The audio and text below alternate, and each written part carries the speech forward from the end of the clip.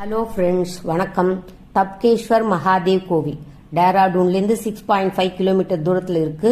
தன்சு ஆற்றின் கரையில் உள்ள இந்த இயற்கையான குகையில் கட்டப்பட்ட கோவில் இது 6000 ஆண்டுகள் பழமையானது.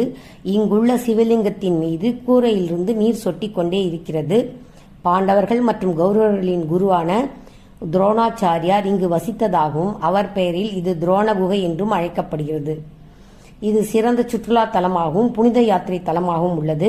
மலைகளால் சூழப்பட்ட இந்த குகைக்கு முன்புறம் கந்தக நீர் ஊற்று உள்ளது. இங்கு சிவராத்திரி மிகவும் கோலாகலமாக கொண்டாடப்பட்டு வருகிறது.